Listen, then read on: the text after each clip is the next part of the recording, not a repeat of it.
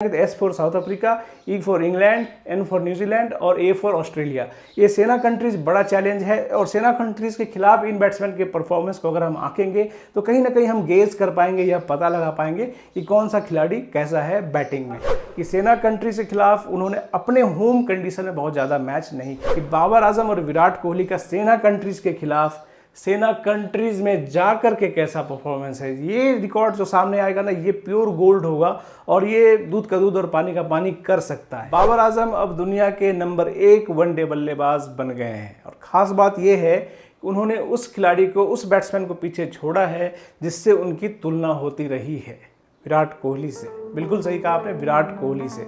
बाबर आजम और विराट कोहली की तुलना खास करके भारत और पाकिस्तान में के अंदर जो है, इन दोनों देशों के जो क्रिकेट फैंस हैं ये इन दोनों बल्लेबाजों की तुलना करते रहे हैं। जो बाबर के हार्डकोर फैंस हैं वो ये कहते हैं कि बाबर जो है अब विराट कोहली से भी अच्छे बैट्समैन बन गए हैं। वहीं विराट कोहली के जो हार्डकोर फैंस हैं वो कहते हैं, उनका कहना है कि बाबर आजम बहुत पीछे है विराट कोहली से। वहीं इन दोनों के बीच में कुछ लोग न्यूट्रल भी हैं जो ये कहते हैं कि बाबर आजम अच्छे बैट्समैन है और उनमें वो तमाम खूबियाँ हैं जो विराट कोहली के अंदर हैं। लेकिन इन तीन तरह के दावों के बीच सच्चाई क्या है, फैक्ट क्या है, इसका पता हम कैसे लगाएंगे? इसका हम पता लगाएंगे जैसे कि आपने सुना होगा, बचपन में कहानियाँ पढ़ी होंगी अली बाबा 40 चोर की। पढ़ी थी कि नहीं पढ़ी थी? तो उसमें एक था कि जाता है जो अली बाबा है वो बोलता है खुल जा SIM SIM, can you remember? तो हम भी आज जो है अपने खुल जा सिम सिम का इस्तेमाल करेंगे और हमारे लिए जो सिम सिम है वो है स्टैट्स, यानी कि आंकड़े, नंबर्स। हम ये देखेंगे कि नंबर्स क्या कहते हैं इन दोनों बैट्समैन के बीच में। नंबर्स जो है देखिए न्यूट्रल होते हैं। नंबर्स को ये मतलब नहीं है कि विराट अच्छा है या नंबर को ये मतलब नहीं है कि बाबर अच्छा है। नंबर्स तो नंबर्स हैं, वो आपके सामने अपनी कहानी बयां कर देंगे। इन दोनों खिलाड़ियों ने जो अब तक किया है, इनकी जो कारकर्दगी रही है, इनके जो एक्शंस रहे हैं, इनके जो परफॉर्मेंसेज रहे हैं, इन सब को जो है नंबर्स जो है एक अपने तरीके से इनको बयां करता है कि इन दोनों बैट्समैन में कौन बेहतर है, कौन कमज़ोर है, कौन बराबरी पे है कि नहीं है। जो भी है सारी तस्वीर जो है नंबर्स के जरिए आपके सामने रखी जा सकती है। तो मैं जा रहा हूं अपने उस नंबर्स के सिम सिम को खोलने और आपको बताने, दिखाने कि इन दोनों बैट्समैन का कंपैरिजन किस पैमाने पर कैसा हो रहा है। तो चलिए चलते हैं कहाँ, खुल जा सिम सिम।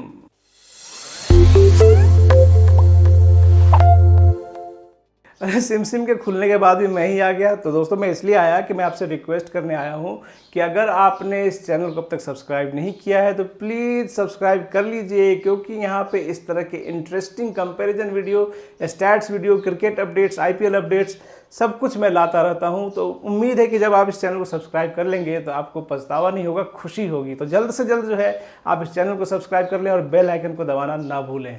तो चलिए लौटते हैं अपने टॉपिक पे। इस वीडियो में हम 3 तरह के स्टैट्स पे गौर करेंगे। सबसे पहले तो हम गौर करेंगे बाबर आजम और विराट कोहली के ODI क्रिकेट में ओवरऑल जो स्टैट्स है, ओवरऑल जो उनका प्रदर्शन है, ओवरऑल जो उनका रिकॉर्ड है, उसके बारे में बात करेंगे।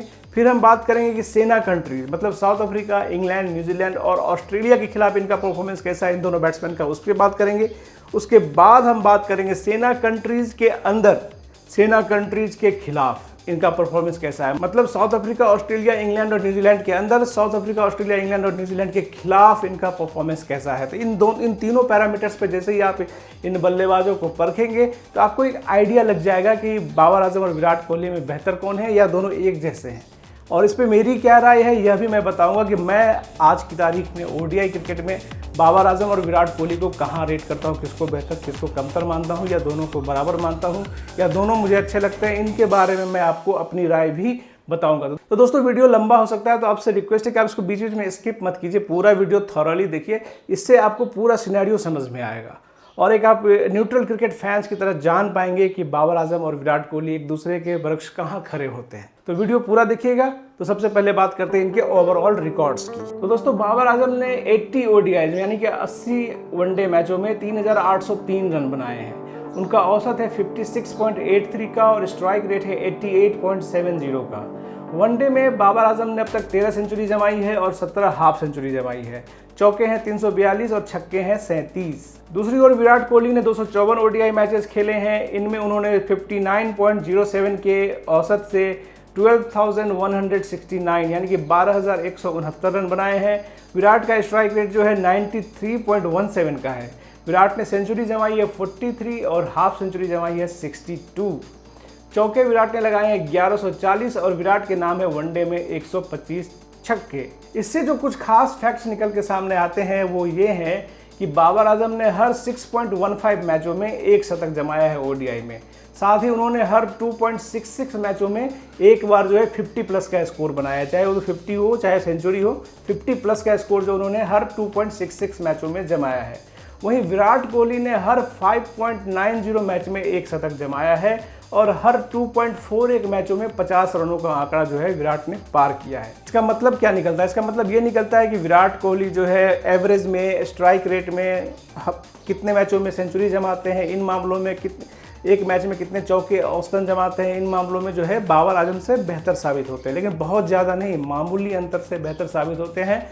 और बाबर आजम भी काफ़ी कैपेबल हैं, ऐसा नहीं कि वो बहुत ज़्यादा पीछे रह जाते हैं। तो ये ओवरऑल सिनेरियो पे दोनों का कंपैरिजन हो गया। अब बड़ा कंपैरिजन जिसके बारे में कई फैंस बोलते हैं, अक्सर इंडियन फैंस ज़्यादा बोलते हैं कि बाबर आजम ने कमज़ोर टीमों के खिलाफ ज़्यादा रन बनाए हैं और मजबूत टीमों के खिलाफ उनका परफॉर्मेंस कमज़ोर हो जाता है। तो क्या वाकई ऐसा है? तो इसको जानने के लिए हम दोनों खिलाड़ियों का सेना कंट्रीज़ के खिलाफ परफॉर्मेंस देखेंगे। सेना कंट्रीज़ आजकल की तारीख में जो है एशियन टीमों के लिए, जितनी भी एशियन टीमें हैं, इंडिया, पाकिस्तान, बांग्लादेश, श्रीलंका, अफगानिस्तान, इन एशियन टीमों के लिए जो है सेना कंट्रीज़ आज की तारीख में सबसे बड़ा चैलेंज है। सेना कंट्रीज़ मतलब हो गया साउथ अफ्रीका, इंग्लैंड, ऑस्ट्रेलिया और न्यूजीलैंड। अगर लिटरली आप सेना के हिसाब से जाएंगे तो S for South Africa, E for England, N for New Zealand और ए फॉर ऑस्ट्रेलिया।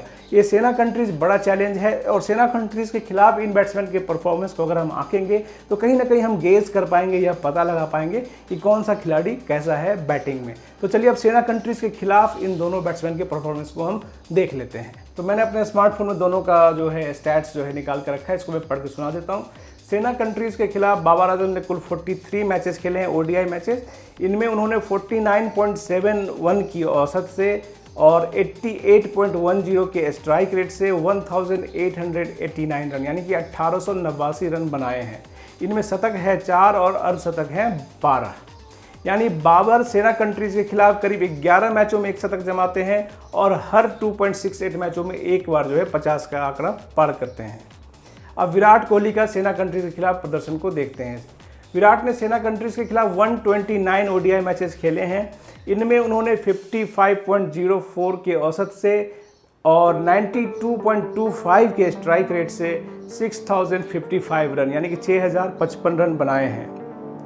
सेना कंट्रीज़ के खिलाफ विराट का वनडे में 20 यानी कि 20 सेंचुरीज़ हैं और 33 हाफ सेंचुरीज़ हैं। यानी विराट सेना कंट्रीज़ के खिलाफ हर 6.45 मैचों में ही एक शतक जमाया है और हर 2.43 इनिंग्स में 50 प्लस का आंकड़ा पार किया है।